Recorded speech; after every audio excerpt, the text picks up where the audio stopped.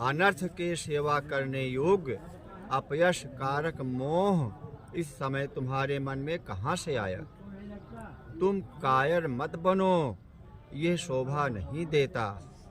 तुम हृदय की दुर्बलता को त्याग कर युद्ध के निमित्त खड़े हो जाओ। अर्जुन ने कहा, हे मधुसूदन, मैं रण में पूज्य भीष्म और द्रोणाचार्य के ऊपर बाण प्रहार कैसे कर युद्ध करूं? गुरजनों को मारकर उनके रक्त से सने भोगों को कैसे भोगूंगा? हम नहीं जानते कि संग्राम में हम दोनों में से कौन जीतेगा। यदि हम जान भी लें तो भी जिनको मार करके हम जीवित रहना नहीं चाहते, वही धृतराष्ट्र के पुत्र हमारे सामने प्रस्तुत हैं। मैं आपसे पूछता हूँ, जिससे निश्चय करके मेरा भला हो वह मुझे समझाकर कहिए, क्योंकि मैं आपका शिष्य हूँ। मुझे शिक्षा दीजिए।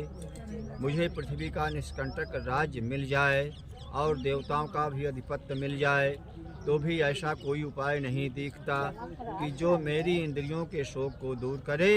हे गोविंद, मैं युद्ध नहीं करूँगा। यह कहकर अर्जुन चुप हो गया। संजय बोला, हे राजन, दोनों सेनाओं के मध्य में खिन्न होकर बैठे अर्जुन से श्री कृष्ण ने ये वचन कहे, हे अर्जुन, जिसके लिए शोक नहीं करना चाहिए तो उसके लिए शोक करता है और पंडितों के से वचन कहता है, परंतु पंडित लोग न मरों का शोक करते हैं और न जीवतियों का। यह बात असंभव है कि मैं पहले न था, तुम न थे और ये राजा भी न थे और इसके बाद नहीं रहेंगे। जैसे देहधारियों की इस देह की लड़कपन, जवानी, बुढ़ापा ये अवस्था होती है, तैसे ही मृत्यु के बाद दूसरी देह भी होती है। मरने के बाद फिर दूसरी देह मिल जाती है। इसलिए पंडित लोग मोक्ष को प्राप्त नहीं होते।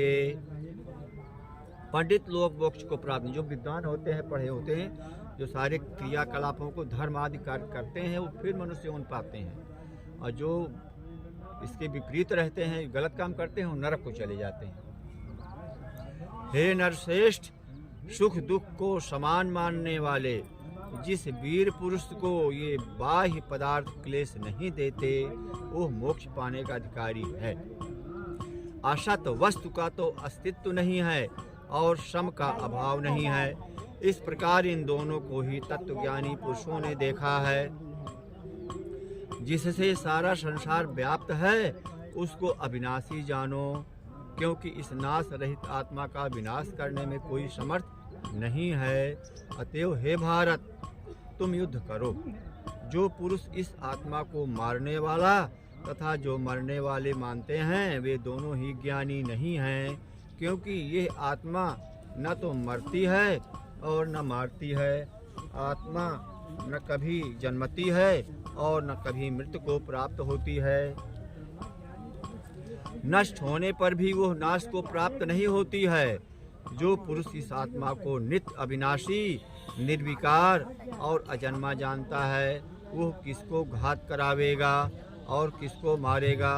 जिस प्रकार मनुष्य पुराने वस्त्र को फेंककर नए वस्त्र ग्रहण करता है, उसी प्रकार आत्मा पुरानी देह छोड़कर नई देह धारण करती है। आत्मा को शस्त्र नहीं काट सकते, अग्नि नहीं जला सकती, जल भिगो नहीं सकता। यह अविनाशी, सर्वव्यापी, स्थिर, अचल और सनातन है। यह इंद्रियों से जानी नहीं जा सकती, यह कल्पना से भी परे है। इसलिए ऐसा जानते हुए तुम्हें शोक करना उचित नहीं है। हे महाबाहो, यदि तुम इस आत्मा को नित्य जन्म लेने और नित्य मरने वाली मानते हो तो भी तुमको शोक नहीं करना चाहिए, क्योंकि जो जन्मा है उसकी मृत्यु और जिसकी मृत्यु हुई है उसका जन्म निश्चित है। अतएव जो बात अनिवार्य है उसके लिए सोच करना व्यर्थ है। जन्म लेने से पहले क्या था किसी को मालूम नहीं, फिर मरने के पीछे क्या होगा कोई नहीं जानता। ऐसी दशा में किस बात का सोच करना तुमको उचित है। इस कारण सब प्राणियों के विषय में तुमको सोच करना उचित नहीं है। अपने धर्म को भी सोचकर तुमको घबराना उचित नहीं है, क्योंकि क्षत्रिय को धर्म पूर्वक युद्ध से और कुछ भला करने वाला नहीं है। हे पार्थ, बिना इच्छा किए स्वर्ग का द्वार रूप यह युद्ध तुमको स्वतः प्राप्त हुआ है। यदि तुम अपने धर्म के अनुसार इस संग्राम को न करोगे तो अपना धर्म और बड़ाई खो बैठोगे। सब लोग सदा तुम्हारी अपकीर्ति करेंगे और प्रतिष्ठा वाले पुरुषों के लिए अपयश का होना मृत्यु से भी बढ़कर है। ये महारथी समझेंगे कि अर्जुन डरकर संग्राम से हट गया और अब तक जो लोग तुम्हारा मान करते थे वे अपयश करने लगेंगे। शत्रु लोग तुम्हारे पराक्रम की निंदा करते हुए अनेक प्रकार के दुर्वचन कहेंगे। इससे बढ़कर दुख तुमको और क्या होगा। यदि तुम युद्ध में नष्ट हो गए तो स्वर्ग का सुख भोगोगे और जीतने पर पृथ्वी तल पर राज्य करोगे। इसलिए युद्ध के निमित्त दृढ़ प्रतिज्ञ होकर खड़े हो जाओ। सुख दुख लाभ हानि जय पराजय इनको समान समझकर लड़ने के लिए तैयार हो। ऐसा करने से तुम पाप को प्राप्त नहीं होगे। हे पार्थ, यह ज्ञानोपदेश ज्ञान योग के विषय में तुमसे कहा गया है। अब निष्काम कर्मयोग के विषय में सुन। जिस ज्ञान को पाकर कर्म बंधन से तेरी मुक्ति होगी। कर्मयोग मार्ग एक बार प्रारंभ किए बिना कर्म का नाश नहीं होता और विघ्न पड़ने पर भी शुभ फल होता है। और इस कर्म का केवल प्रारंभ ही संसार के भय से छुड़ाकर पूर्ण ब्रह्म प्राप्त कराता है।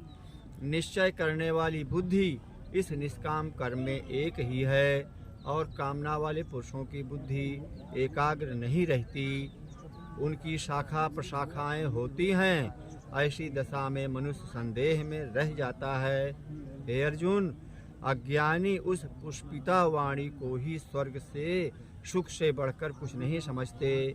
स्वर्ग सुख को ही जो मनुष्य उत्तम पुरुषार्थ समझते हैं, उनका कामनाओं से चित्त व्याकुल होने के कारण निश्चयात्मक बुद्धि से मोक्ष साधन को नहीं उत्पन्न होती।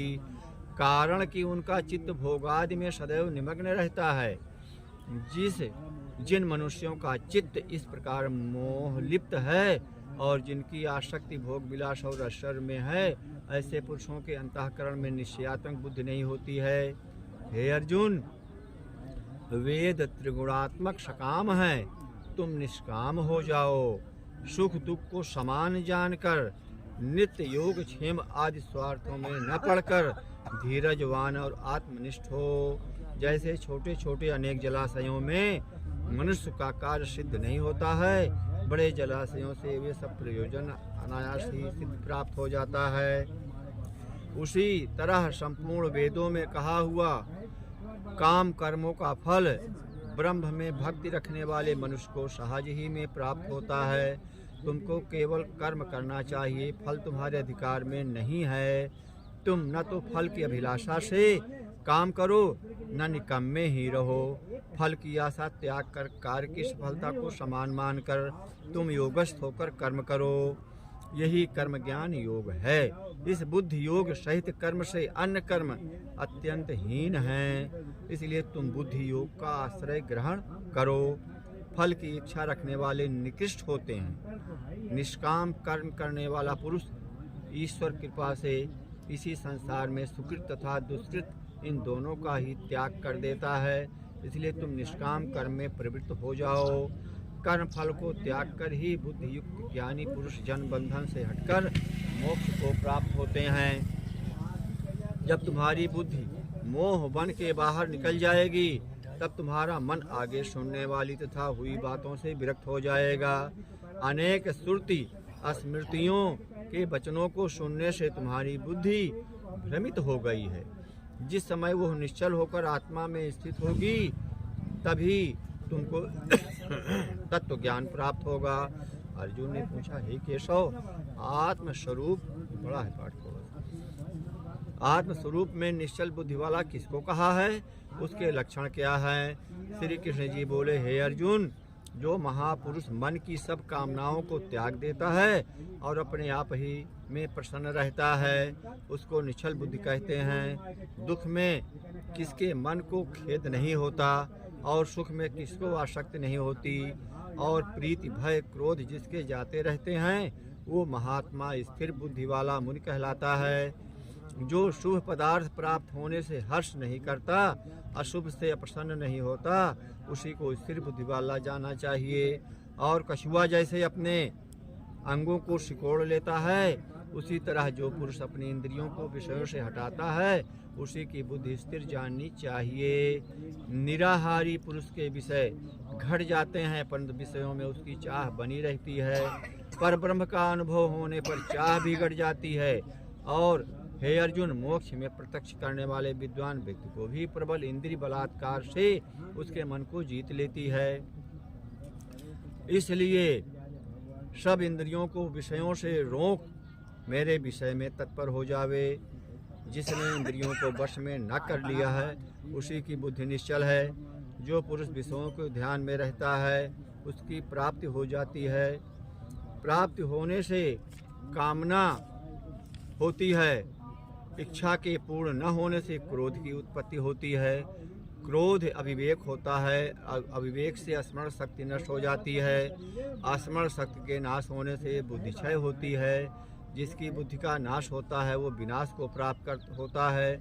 जो पुरुष राग द्वेष से रहित हो अपने मन को वश में रखता है वो शांति को प्राप्त होता है। शांति मिलने पर सब दुखों का नाश हो जाता है। प्रसन्न चित्त वाले की बुद्धि निश्चल होती है। जो पुरुष योग युक्त नहीं है उसकी निश्चल बुद्धि उत्पन्न नहीं होती है। ईश्वर में भावना नहीं होती है। भावना के न होने से शांति प्राप्ति नहीं होती है। अशांत को सुख कहाँ से मिलेगा।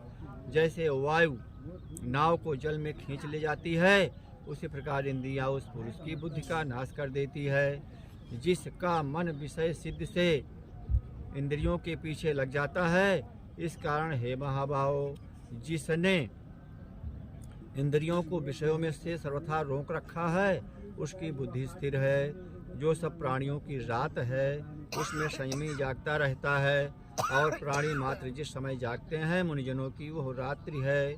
जल से भरे समुद्र में और नदियों का जल भरने पर भी वो अपनी मर्यादा पर रहता है। उसी प्रकार जिस पुरुष में इच्छा के न रहने से भी सब विषय भोग प्रवेश करते हैं उसी को शांति मिलती है। विषयों की इच्छा करने वाले को शांति नहीं मिलती है। जो सब कामनाओं को छोड़कर तथा इच्छा रहित विचरता है और ममता अहंकार जिसमें नहीं है वो शांति को प्राप्त होता है। हे पार्थ, ब्रह्म स्थिति यही है। ऐसी स्थिति मिल जाने पर प्राणी फिर मोह में नहीं फंसता और अंत समय में निर्वाण ब्रह्म को प्राप्त होता है। इति श्री भगवद गीता ब्रह्मा विद्या योग शास्त्रे श्री अर्जुन संवादे आत्म संयम योगो नाम द्वितीयोध्यायः समाप्तः।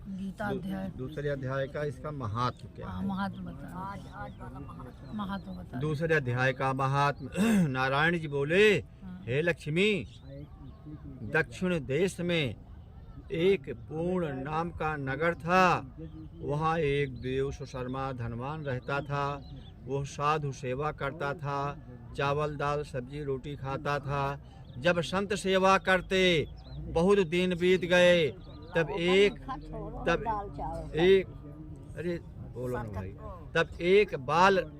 बाल नामक ब्रह्मचारी आया।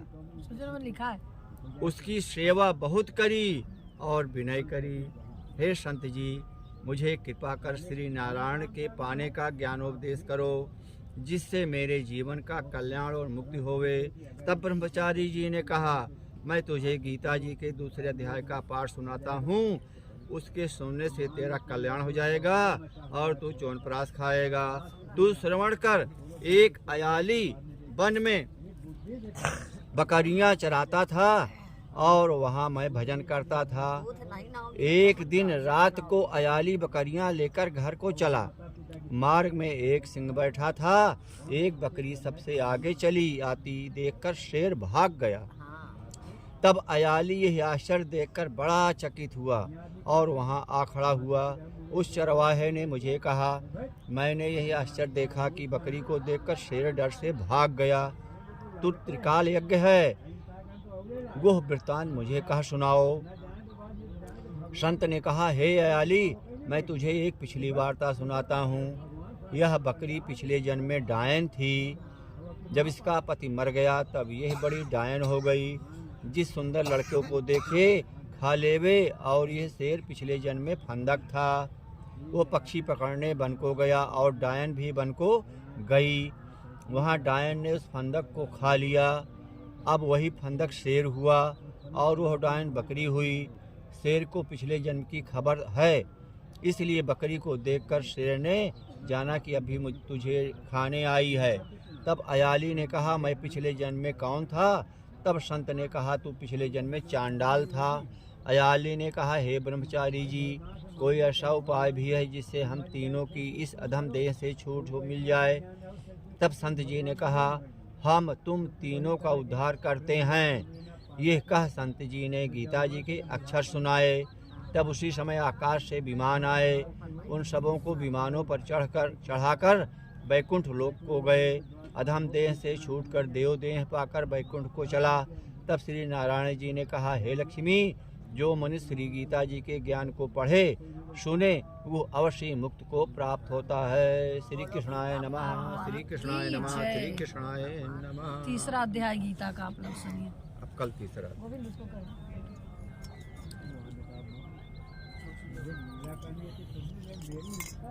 जय राम जय राम जय जय राम जय राम जय राम जय